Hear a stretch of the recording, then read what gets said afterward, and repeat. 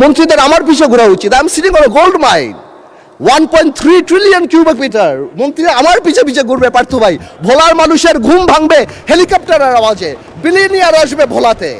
আমি ভোলাকে তো সেভাবে চাই। Bhola must be the workshop of Bangladesh, Bhola must be the Tamil Nadu of India, Bhola must be the shoes of China, Bhola মানুষ the Selangor of Penang of Malaysia. আপনারা ভোলাকে আলাদা ভোলা ডেভেলপমেন্ট কমিটি করেন। আমার হাসপাতালের জন্য ভোলার জন্য ঘুরতে হচ্ছে, আমার একটা এয়ারপোর্ট তো সম্ভবই না, আমার বলে দিচ্ছে টাকা পয়সা নাই, এয়ার স্ট্রিপ যদি। আমি কেন চাচ্ছি যাতে একটা বিদেশি যখন ইনভেস্ট করতে আসে তখন সেই ইনফ্রাস্ট্রাকচারের কথা জিজ্ঞেস করে। আমি ভোলা আর ঢাকায় আসার জন্য প্লেন চাই না, আমি এই জন্য চাচ্ছি তারা জিজ্ঞেস করে হসপিটালের কী অবস্থা, ইনফ্রাস্ট্রাকচারের অবস্থা, রাস্তাঘাটের কী অবস্থা, স্কুল কলেজের কী অবস্থা, সব ভোলা ব্রিজের কী অবস্থা। এই যে ভোলা ব্রিজ সেতু, আমাদের সেতুটা, এটা কবে হবে, বাজেটে কেন না? আমি মাননীয় অর্থমন্ত্রীকে রিকোয়েস্ট করবো আপনি একটু ভেঙে বলে দিবেন যে কেন নাই, কী হতে পারে, কবে হতে পারে আপনার স্পিচ যখন হবে।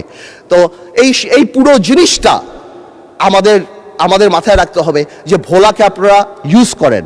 ভোলা could be the heart, Bhola could be the মানে heart of the economy of the country. আর এই কারণে আমাদের ইনফ্রাস্ট্রাকচার ডেভেলপমেন্ট অনেক দরকার।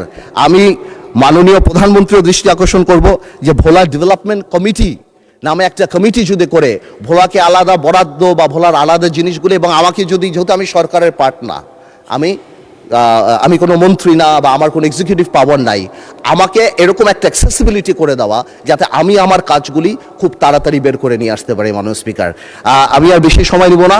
আমি আবার সরকারকে এবং বিশেষ করে মাননীয় প্রধানমন্ত্রীকে ধন্যবাদ জানাই এবং আমি কংগ্রাচুলেট করি।